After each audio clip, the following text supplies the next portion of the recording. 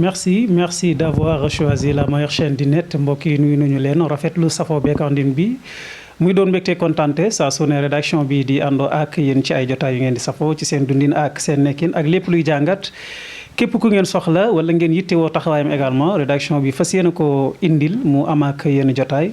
beneen ndaw bu nekk ci yoonam ku ñu dootul présenté franchement mu wane boppam ci li nga xamee ni muy art bu Sénégal ci lii di cinéma sénégalaise de son vrai nom Samantha alias Margot wala Sophia yow mi bàyyi xel infidèle jamono ji moom la rédaction bi da am ak jotaay c'est un plaisir quand même Samantha Margot Sophia quand même rédaction bi dalal la tey fii ci Senbuzz ñu ngi lay jaajëfal ci disponibilité beeg teewaay.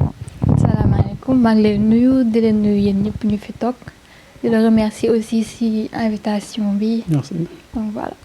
merci alors bu ñu fas yéene waxtaanee Samantha certes li gën a waral jotaay bi mooy li tax nit ñi xam la mais d'abord bala ñu avancer Margot mooy kan ci lan la nekk bu dul li nga xam ni mooy cinéma de manière générale étudiante la wala ci lan la yëngu bu dul cinéma. bon instant yëngooguma si dara dama nekk di ut liggéey. ok nekkoon naa si dara après ma arrêté maa ngi utaat liggéey donc voilà jàngiwuma pare naa bon si je peux dire ça comme ça parce que j'ai déjà ma licence. di xaar pour def master. kañ nga am choix wu def lii di cinéma nan la choix bi dikkee loo doon la loo yàgg am rêve pour def ko la wala exactement fan nga am choix wu def li nga xam ni mooy culture rawatina lii di actrice jamono ji moom xam ni moom ngay taxawee jamono ji. bon pour cinéma franchement daf ma dab loolu laa mën a wax parce que toog naa nii xalaatu moon ne benn jour dinaa toog bay feeñ ay télé di def ay série par la suite lañ ma contacter après ma dem defi casting. jàll ci laay doog a commencé mais nekkuloon loo xam ne bokkoon na ci samay projet wala bokkoon na ci samay rêve. du da nga yëngatu da nga toog rek Evenprod ñoom nga njëkk defa casting certainement casting bi nan la demee woon dañ la gis certes profil bi rek lañ soxla woon wala dañ gis ni Margot buy dund normalement li ñu soxla ci rôle bi moom dundam xëy na moom la méngoo na ak rôle bi nga xam ne moom la ñu soxla wala choix bi nan la demee ba ñu porté ko ci yow. bon du ma ne li ñu gis may dund moo tax ñu jël rôle boobu ne. kii man lañ koy jox forcément xam naa dañoo gis ne peut-être kii mën nañ ko génnee ci personnalité am yóbbu ko ci beneen personnalité xool ba xam dina dem man loolu laa ko gisee ne loolu lañu xool xam naa ñu ne nañ essayer ak moom ba xam dina jàll wala du jàll mais apparemment jàll na. wala casting muy Idole mooy sa première série bi nga xam ne foofu nga njëkk a feeñee Sénégalais yi bàyyi la xel Idole. nga dem casting bi jàll alors ngeen war a dem si production bi nan la demee woon moment boobu mosoo xam cinéma mosoo ko def mosoo am choix bi nga toog rek ñu ne la kaay da ngay tourner loo xam ni xëy na production bu am doole la quand même nan nga dundee woon loolu aussi rêve la boo xam ni xëy na yaakaaroo ko woon wala lan la représenté woon jamono jooju ci sa dund. bon pour commencer jékki-jékki wuñu rek. ne jour temps da ngeen di ñëw tourner dañ naan def ay séances de répétition durant 1 mois xaw ma 2 mois je pense avec des acteurs connus ñoo xam ne ay professionnels lañ chaque jour dama daan wàcc sax école ay 17h ma dem foofu dem répétition ba ay 19h ñu jàngal ñu personnage bi dañ la expliquer nu mu war a demee nu mu war a def après texte bi ngay jouer ñuy xool. di la corriger en même temps noonu la demee mais xëyuma xëy rek ñu ne ma tey le tournage da ngay def lii ma def ko. ñu bari ci ndaw ñi aussi am rêve franchement def li nga xamee ni mooy cinéma mu jaral leen sax ñenn ñi yenn proposition yoo xam ne xëy na ñu ngi koy am à travers ci ñenn ci producteurs yi ñu koy nangu muy promotion canapé dina xaw doy war bu dee toog nga rek ñu woola quand même nga dem ak Evenprod franchement jamono ji nga xamee ni fii la ñu toll franchement macha allah alors ndaw ñi nga xamee ni jamono ji am nañu rêve dem cinéma quand même je pense pas que ni xëy na lu ñu mën a nangu la nga toog rek ñu gis profil bi ak récemment casting bi xewoon ak Marodi gis nga pratiquement rêve bi gën a mag jamono ji ak ndaw ñi mooy def li nga xam ne mooy cinéma quand même par rapport ak production yu mujj yi loolu lan nga koy expliquer. bon man de ci sama xalaat bu gàtt de jeunes yi nañu def ndànk daal ci cinéma bi bu ñu gis ne bon buzz bi bu ñu jiital buzz bi daal nañu jàng bi moo ëpp solo instant yi man maa ngi nii dama jàngi ba pare dama daan dem tournage su ma amee tournage dem tournage su ma waree jàngi dinaa jàngi te jàll naa ci samay classe en fait bu ñu jël cinéma bi wala feeñ télé rek def ko focus ci loolu def ko priorité. parce que loolu c'est juste un passe-temps ñun ñoo ngi nii dañuy ut liggéey am na ñuy liggéey am na ñu nekk ci cinéma bi en même temps bu ñu liggéeyul wala dañuy liggéey ba wàcc sa doog a ñëw tourner et tout tourner dañuy tourner dem ñibbi mais bu ñu ko def priorité en fait loolu laa leen bëgg a xelal moo tax lu nekk la ñuy gis buñ gisee ne yow mii kut ko kut bëgg nga feeñ ah am na ñoo xam ne moom c'est des pervers. excusez-moi du mot. dinañ la proposer yenn yi boo nangoo nga dem boo nanguwul tamit nga xaar leneen wala sa morom ñëw nangu loolu mu feeñ tey suba mu fay du noonu. cinéma boo siy dugg doo jékki-jékki nii rek nga ne damaa bëgg a feeñ par force kon naa def tout ba feeñ. des fois da ngay gis nit di la message wala di la woo damaa bëgg a def casting boo ko nee casting amul sax mu yaakaar ne peut-être yow da nga ko soxoree wala bëggoo moom mu bokk alors que du loolu. ñun ñi génn télé tey dañoo jaax ci ay casting mais casting boo xam ne dañ la woo nga ñëw def li ngay def ñu jël la parce que gis nañ ne sa profil peut-être intéressé na leen ñu jël la mais ça veut pas dire que da ngay def loolu priorité nga bàyyi jàng bàyyi li nga doon def yëpp jël loolu rek focus ne il faut ma am buzz il faut ma am siiw c'est pas bien. Samantha gisoo ni vie de rêve bi nga xamee ni moom ngeen di faral di afficher en tout cas ci yenn production yi aussi mooy waral xale yi am rêve quand même def cinéma ak xëy na actrice bu génn quand même franchement benn production ñaari production ñu gis li ngay peser quand même li ngay représenter ci société bi vie de rêve bi nga xamee ni aussi yéen a ngi koy wane ci série du loolu moo tax xale yi am choix aussi jamono ji amuñu beneen choix lu dul def cinéma. bu dee vie de rêve mooy tax nga dugg ci cinéma tamit dina métti ndax doo si dugg tey peut-être bu nekkee ay production étrangère et tout mu lañ la fay xaalis bu bari wala nga jouer si benn film étranger ñu fay la si peut-être ay millions loolu mën naa ne waa mais par contre cinéma sénégalais ñëpp xam nañ ne genre luxe bi si nit ñi di xalaat nekku si loolu la nit ñi war a comprendre buñ gis ne nit ñi ñi ngi yore ay iPhone 12 fii wala 11 di dawal oto rek ñu ne cinéma bi moo ko may. Samantha gisoo ni quand même du lu professionnel quand même production bi nga xamee ni xëy na moom la yenn ci producteurs yi di xaar jamono ji dem bay woote casting quand même récemment ak Marodi gis nañu affiche bi nga xamee ni xëy na moom la ñu gisoon daanaka ñu bëree bëri ci ndaw ñi góor ak jigéen daje fa quand même mu mel ni ouverture de classe. tu penses que ni art toll na foofu quand même dem ba nga xamee ni casting dañuy woote à ce que nit ñi daje pour ñu mën a def casting amul lu muy wane quand même ci xëy na lu négatif luñ mën a gis ni xëy na mën na yàq lii di dox li apparemment de jeunes yi ñëpp bëgg a feeñ télé doy na waaw man de su ma koy xoolee sama bopp boog dama naan xaw ma nit ñi lu ñu gis ci siiw loolay wax ci man samay proche sax dañ ma naan yow amoo yitte si côté boobu même ni ngay feeñee télé sax amoo yitte man leen mais siiw mënoo ko forcer en fait bu waree ñëw dina ñëw bu warul ñëw du ñëw mën nga feeñ si benn production sax te kenn du la si faale nga romb kenn du la xool et tout mais bu ñu jël siiw boobu rek def ko priorité nañu dem jàng bee ëpp solo uti liggéey moo gën ñu topp cinéma bi rek bëgg a siiw bëgg a am buzz loolu c'est pas une vie cinéma bii ñuy def ñun ñi ci nekk xam nañ li ci nekk nit ñi ñu ngi uti seen liggéey am na ñuy liggéey ba wàcc doog a ñëw tournage am na ñuy jàngi ba wàcc doog a ñëw tourner donc bu ñu jël tournage xaw ma cinéma bi rek def ko priorité ñun ñoo ngi nii man par exemple moi je cherche du travail et pourtant je suis dans le cinéma mënoon naa ci yem ma ne non comme maa ngi ci milieu cinéma bi nit ñi xam nañ ma et tout naa ci yem mais du ma ko def bëgg naa am beneen liggéey à côté donc voilà xale nañu jàngi daal moo ëpp solo. alors ndax gisoo ni Margot quand même lu jaadu la wala lu tamit lu xel nangu la quand même par rapport ak succès quand même li muy jar Margot foog ñu wax ko certainement bari na ay nit ñoo xam ne xëy na ñu ngi extérieur say fa xarit say soppe yoo xam ne xëy na ñu ngi lay jëriñ sa dund sax te xamoo leen gisoo ni succès aussi jar na ko quand même pour def lii di cinéma juste pour am buzz quand même comme ni nga ko waxee. non jaru ko de parce que nekkul ñëpp la ñuy def xal loolu nit moo lay gis peut-être bëgg la nga neex ko ci li ngay jouer wala li ngay def mu jàpp la xarit bu jaree mu def xal la ay cadeau mais ça veut pas dire que forcément ñëpp lañ koy defaral du ñëpp nit ki lay jaral rek yow nit acteur bi wala actrice bi nga jaral ko mu yëkkati alalam wala benn affaire ne kii yéene naa ko diw xaaral ma may ko mais nekkul parce que ñu ngi ci cinéma bi donc loolu forcément il faut mu am. jamono ji nga nekk ak Evenprod di ci série bii di Infidèles quand même nga interprété waat rôle boo xam ne franchement quand même xaw na amul différence de trop quand même ak rôle bi nga xam ne moom nga interprété woon quand même ak Idole. Margot rôle yi nga xam ne franchement moom ngay interprété franchement toujours dafay nekk rôle yoo xam ne société bi xamu ko quand même da ngay la jël rek choix la wala exactement lan la.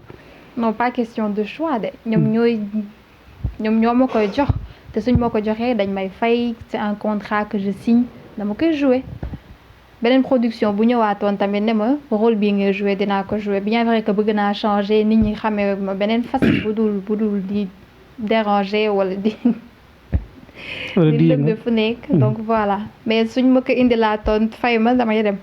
alors est-ce que gis nga ni loolu lu présenté wu la ci société bi quand même rôle bi nga xamee ni interprété wu na kenn woowu la ci ni la xëy na maa ngi koy dund wala sama xarit mu ngi koy dund wala gis nga ni mu ngi ci société bi normal. si bu baax sax man des fois dinaa dajeek nit mu ne ma li ngay joué noonu dama ko gis wala dama ko dund wala dama gis ku ko dund donc lépp lu ñuy joué rek nit ñi nañu jàpp ne lii dafa am moo tax ñu koy def mais pas pour yàq xale yi wala pour détourner seeni esprit et tout suñ ko defee rek ça veut dire que lii gis nañ ko wala gis nañ ko dund moo tax ñu def ko. pour yee nit ñi rek la. rôle yi nga koy joué quand même nekk jigéen quand même ñu gis rôle yi nga xam ne xëy na moom ngay joué mu nekk ay rôle yoo xam ni infidèle ba muy door a xew daanaka polémique bi mu juróon gis nga ko quand même ci ñu baree bari gis ni mu ngi représenté loo xam ni culture Sénégal nangu ko woon rôle boobu nga koy joué nan nga koy dundee ak fi nga dëkk ak sénégalais yi ñii ñu ngi la ciy saaga dañ la ciy apprécier wala exactement. am na ñuy apprécier am na ñoo xam ne neexu leen. donc voilà ñëpp doo mën a jouer daal loo xam ne ñëpp dinañ la ne waaw li nga def nii la wala neex nga ma si et tout dina am ñu ko bañ am ñu ko bëgg des fois nga dox si mbedd mi daje ak yow nan la yow mënoo bàyyi li ngay def wala mënoo def lii wala dama la bañ ci obligé nga sourire ko wala nga kaf ak moom reetaan après nga jàll si leneen parce que da nga naan kii nii parce que man mii personnellement peut-être su ma gisoon ku jouer loolu tamit dama koy gis ci yeneen série yi may seetaan ma gisee nit di def yenn yi sax man mii je me mets à la place dama naan kii lu muy def nii wala ma jéppi ko ci saa si donc je me mets à la place du public c'est normal donc jëlewu ma ko dara à part des fois commentaires yi nga gis ci loo xam ne du la neex mais da nga xam ne yaa ko joué te dina am ay commentaires négatifs donc c'est la vie quoi. Maintenant ñu wax Margot ak li nga xam ne mooy succès quand même c'est quelque chose boo xam ne franchement quand même dina changer lu bari ci dundunu nit ki de manière générale rawatina bu dee jigéen nga. Margot macha allah succès bi jamono ji pour ñu avancer nan nga koy dundee. Normal ah. changé wul dara. non tu vis comme avant. Je vis comme avant normal je fais ce que je faisais avant dara changé wul franchement. alors jigéen nga mënuñu wax jigéen te bu dee Sénégal la mënuñu wax ni Margot certes am na li nga xamee ni mooy far quand même wala copain comme ni ñu ko waxee certainement succès bi tax na xëy na divorce am seen diggante wala Margot ki mu daan fréquenter avant que projecteur yi di tàkk envers toi moom nga nekkal ba léegi wala changement am na léegi yaa ngi feneen. marié woon naa fi mais succès bi ça n'avait rien à voir ak sama divorce. d'accord. cinéma bi sax laay wax ça n'a rien à voir ak sama divorce. donc voilà naka nit ñi jàppoo noonu buñ ne waaw kii dafa commencé jouer di yëg boppam rek bàyyi na ki mu nekkaloon et tout ça n'a rien à voir. mais ci biir succès bi nga baal ñu Margot si biir succès bi ci la divorce amee seen diggante na. c'est-à-dire si biir succès bi. je veux dire après bi nga commencé jouer infidèle ba pare xëy na ak Evenprod wala juste avant nga jouer. non bi may marié fekk na maa ngi si milieu cinéma bi. ok. nekkul woon avant ma siy dugg bi ma siy dugg. maa ngi woon ci milieu cinématographique. donc voilà. gëmoo ni bokk na ci li ko yàq aussi wala li waral divorce am sa diggante ak sa borom kër muy milieu bi quand même gëmoo ni loolu ci la bokk. non pas du tout. est-ce que dina lay arrivé nga nekk jigéen macha allah nekk ndaw aussi nekk ci milieu bi quand même ngay jot ay appel soit ay autorités yu lay woo certes pour am idée wu def ak yow leneen loo xam ni xëy na certes mën nga ko bañ a nangu wala mën a bañ a nekk sa choix wala. quand même foog ñu wax ko lan mooy li nga xamee ni xëy na mu ngi la ciy arrivé te succès rek xam nga ni moo ko waral te neexu la. man de bon personnellement man benn autorité musuma woo di ma doxaan wala moo proposé yenn yi franchement xaw ma nag ci ñeneen ñi mais man moom arrivé gu na affaire yi leer. yow arrivé gu la donc ñan ñoo lay woo instant bi bu ñuy wax quand même Margot ñan ñoo koy faral di woo certainement nekkatul xëy na comme Baye Fall yi nekk Guédiawaye ak yooyu certainement léegi mi ngi beneen niveau. pourquoi pas duñu ay góor comme ñëpp rek. mais tooy kenn woowu ma dem. ah bon non. alors bu ñu doon laaj Margot lan mooy choix am ci góor lan la technicien la bëgg producteur la bëgg journaliste wala entre guillemets ngir askan wi xam ko wala Margot ku baax rek lay xaar. ku ma yàlla may rek dama may daal ku ma yërëm bëgg ma respecté sama famille. alors yéen a ngi waajal toog di xaar jamono ji 2e saison wu Infidèle. moom la ñuy xaar. da nga amagul choix liggéey ak beneen maison de production wala juste Evenprod ñoom nga am ak contrat jamono ji. non non même pas liggéey naa ak Marodi. ok ci Lord Ndinki Nanka. mais beneen production tamit wala beneen maison bu ma woowoon dinaa dem sans problème. ndax cinéma sénégalais am na xaalis Margot. pas nuñ ko nit ñi foogee wax dëgg yàlla mais am na quand même am xëy certes am nga ci xëy na loo xam ni vie boo xam ni yaakaaroo ko ci woon quand même ba ngay dugg jamono ji cinéma lan la jox gum entre guillemets. peut-être connaissance des fois nga dem si benn bërëb nii nit xàmmee la foofu ne la ñëwal et tout dimbali la si li ngay lijjanti loolu waa je peux dire que c'est un atout. lan la yàqal ci sa dundu jamono ji loo xam ne gis na ni yàqal na la ko wax. cinéma. est-ce que am na lu ma yàq dara de pour l'instant. ndax am na rôle yoo xam ni bu ko benn maison de prod proposé woon kii di Margot wala Samata du nangu pour jouer ko wala yow juste da nga am choix def métier bi te lépp loo xam ne rek scénario buñ la jox la pare nga pour jouer ko. ça dépend des rôles de franchement.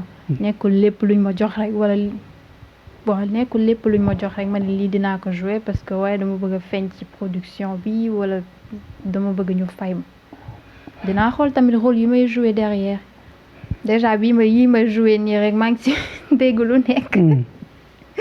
mais bon yàlla baax na. Samantha bu fekkee am nga idole ci lii de jamono ji ci milieu bi nga nekk kan mooy sa idole jamono ji ci milieu bi. milieu cinéma. xaw ma sax.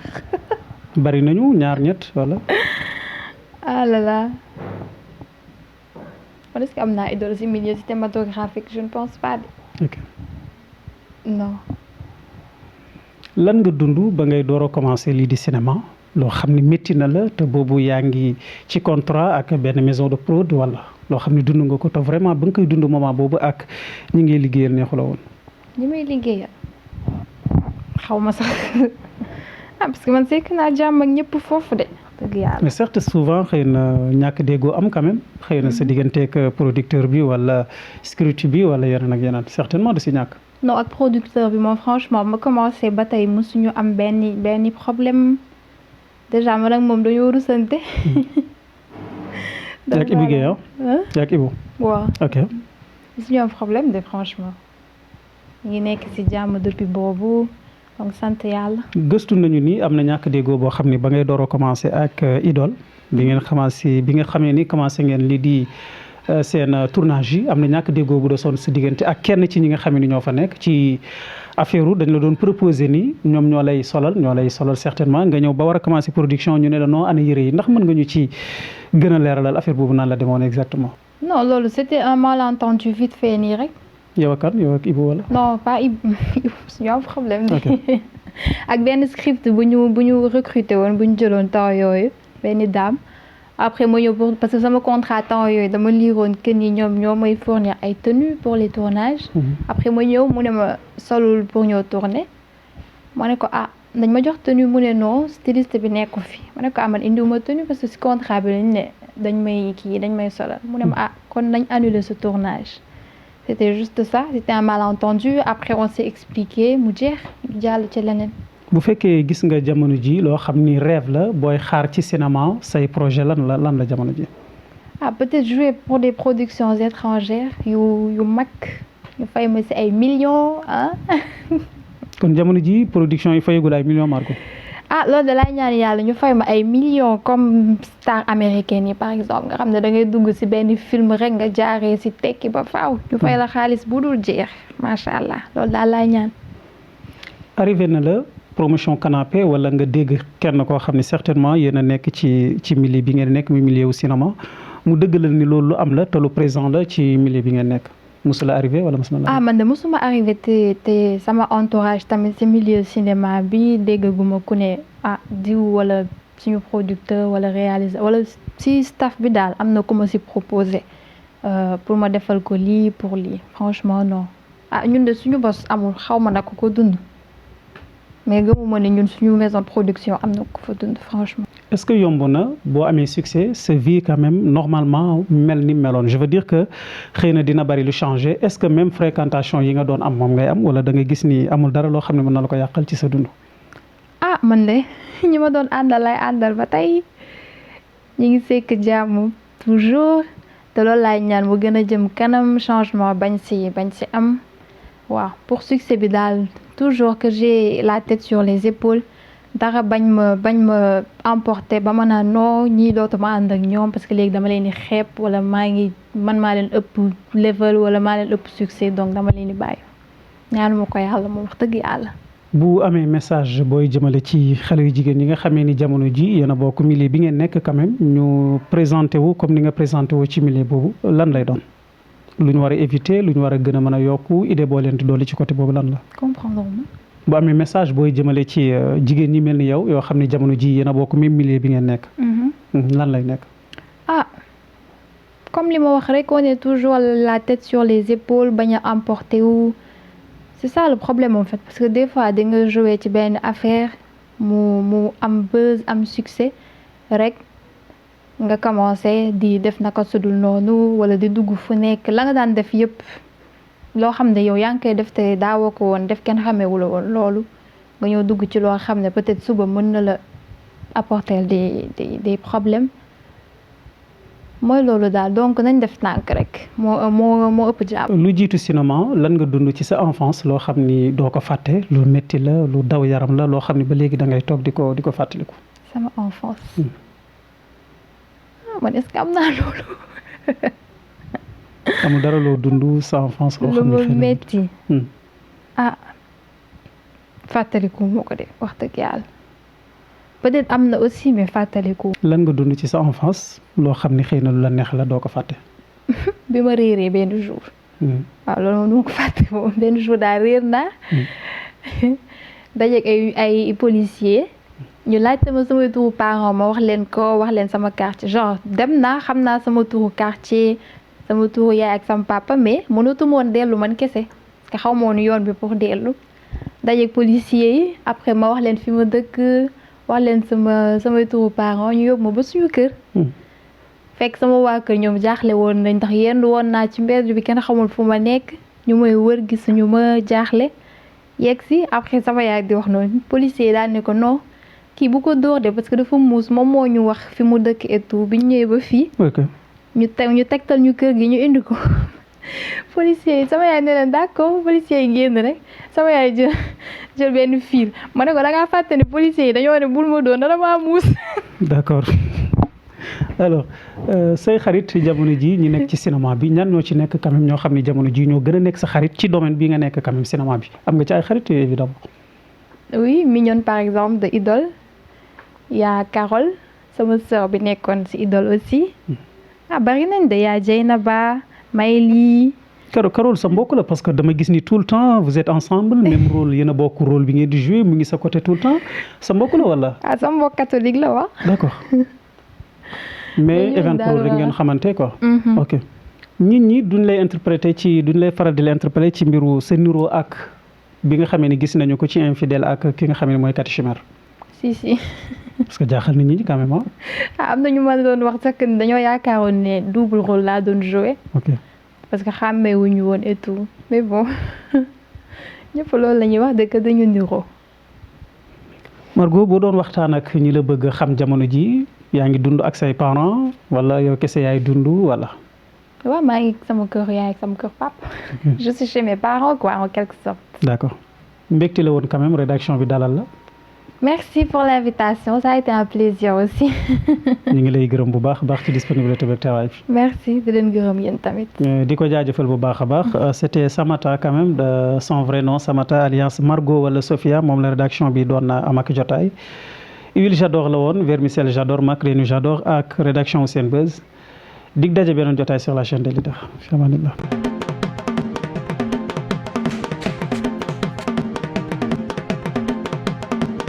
ndax man jaxle naa de gën a ñëw nañu de. préparé wu ma dara waa léegi nu may def ndax xaw ma. J'adore mi ngi ñëw J'adore a ngi ñëw moom mi ngi ñëw indaale vermicelle J'adore mi ngi ñëw J'adore a ngi ñëw moom mi ngi ñëw indaale macaroni vermicelle nan la war a mel vermicelle nii la war a mel macaroni nan la war a mel macaroni nii la war a mel moom dafay nooy sakkantek ci neex njëg li yomb lool duma ci doyal waay macaroni vermicelle waay lii dafa neex daw leen jëndi ko waay macaroni j'adore ku bëgg lu baax lekkal j'adore a ngi vermicelle j'adore a ngi doo ci doyal doo ci doyal jëlal ku bëgg lu neex lekkal j'adore a ngi vermicelle j'adore a ngi macaroni moo j'adore lëmbe na dëkk bi yow xonoo neex j'adore moo lëmbe suñu réew j'adore J'adore indeeti na vermicelle ak macaroni ah jëm